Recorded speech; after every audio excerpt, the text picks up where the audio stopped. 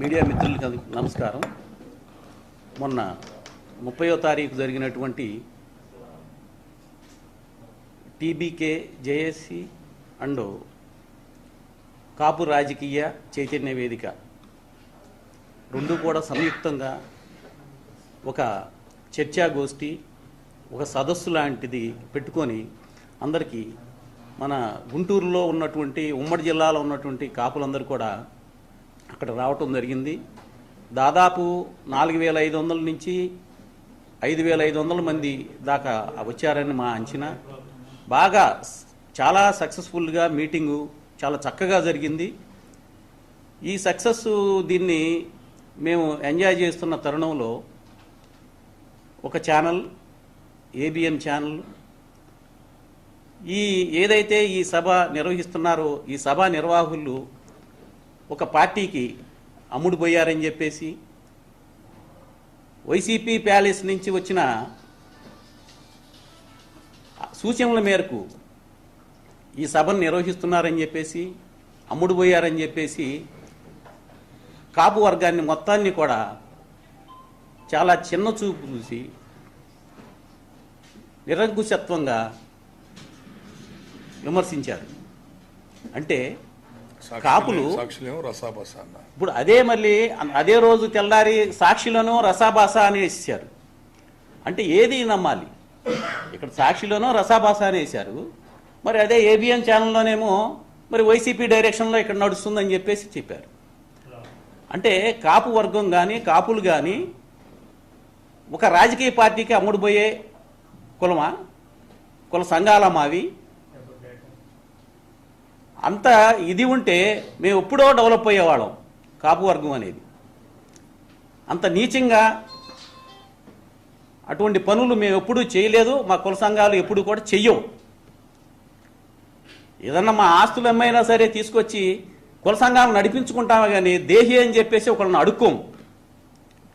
మరి అదే సభలో మేమందరం కూడా ఇప్పుడు రాము గారు చెప్తే వచ్చిన పెద్దల దగ్గర నుంచి 5000, 10,000, 2,000, 3,000 చందా వేసుకునే గతి అసలు అంత అవసరమే ఉంటుంది?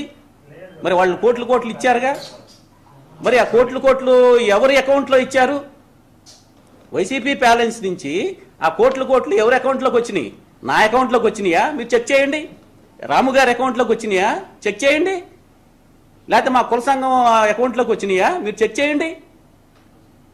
నిరాధారమైనటువంటి ఇటువంటి అపోహల్ని గుడ్డగాల్చి నెత్తిన పడేసే ఇటువంటి నమ్మొద్దు. దయచేసి మాకు ఏబిఎన్ అన్నా కానీ రాధాకృష్ణ గారు అన్నా కానీ మేమందరం చాలా గౌరవిస్తాం. ఎందుకంటే వాళ్ళు ఎన్నో ఇబ్బందులు పడి ఎన్నో వ్యయ ప్రయాసాలు ఓర్చుకొని ఈ 5 సంవత్సరాలు వాళ్ళ ఛానల్ని నడుపుతున్నారు. మా కాపు సంఘాలు కూడా, మా కాపు సంఘ నాయకులు కూడా ఎన్నో ఇబ్బందులు పడ్డారు వారిలాగానే. కాబట్టి ఆ నొప్పేందో మరి వాళ్ళకి తెలుసు. మేము ఒకటే దయచేసి రాధాకృష్ణ గారికి నేను విన్నవించుకుంటున్నాను, సార్ మీకు ఆ పై స్థాయిలో ఇటువంటి చిన్న ఆలోచించడం తెలియదేమో, కానీ కింద ఏమి జరుగుతుంది, లేకపోతే కింద స్థాయిలో ఉన్నటువంటి గుంటూరులో ఉన్న మీ ప్రతినిధులు ఏం చేస్తున్నారు, ఎవరు ప్రలోభ పెడితే ఇటువంటి న్యూస్ మీ దాకా వస్తుంది, మీరు ఒకసారి పోస్ట్ మార్టం చేసుకొని దీన్ని పరిశీలించి చూడవలసిందిగా కోరుచున్నాం. అది కాక ఇంకో విషయం, మరి వైసీపీ వాళ్ళు ఉన్నారు, వాళ్ళు ఎక్కడన్నా మా సభలో ఏ ఒక్కరన్నా అంత సభ మీరు ఇప్పటికే మీ వీడియో క్లిప్పింగ్స్ మీరందరూ మీడియా మిత్రులు తీసినటువంటి ఫోటోలు వీడియోస్ అన్నీ ఉంటాయి. ఒక్క వైసీపీ నాయకుడు ఉన్నాడా? మర్యాద పూర్వకంగా మేము అందరినీ పిలిచాం, వాళ్ళు రాలేదు. ఎవరో ఒకళ్ళిద్దరు వచ్చారు, కనపడి వెళ్ళిపోయారు. ఎవరన్నా మాట్లాడారా? లేదు కదా. అటువంటప్పుడు ఇటువంటి సవ్యంగా ఇటువంటి చక్కగా ఒక క్రమశిక్షణతో జరిగినటువంటి ఈ కాపు సమావేశాన్ని రసాబస అయిందని చెప్పేసి ఒకళ్ళేసి, ఇంకొకళ్ళేమో ఇంకొకళ్ళకి అమ్ముడుపోయారని చెప్పేసి ఇంకొకళ్ళని చెప్పి, అంటే మీరు ఏం చేద్దాం అనుకుంటున్నారు? అంటే కాపుల ఐక్యతను విచ్ఛిన్నం చేయాలని చూస్తున్నారా? ఇటువంటిది జరగదు. ఎప్పుడు మీరు ఎంత విచ్ఛిన్నం చేయాలనుకుంటే కాపులందరూ కూడా అంత పటిష్టంగా తయారవుతారు. ఇంకా మునుముందు కూడా ఇవి ప్రతి జిల్లాల్లో కూడా మా కాపు రాజకీయ చైతన్య వేదిక, టీబీకే జేఏసీ అందరూ కలిసి సంయుక్తంగా ప్రతి జిల్లాల్లో అన్ని మీటింగ్లు పెట్టుకొని మా జాతిని జాగృతం చేయడానికి మేమందరం కంకణ బద్దులమై ఉంటాం.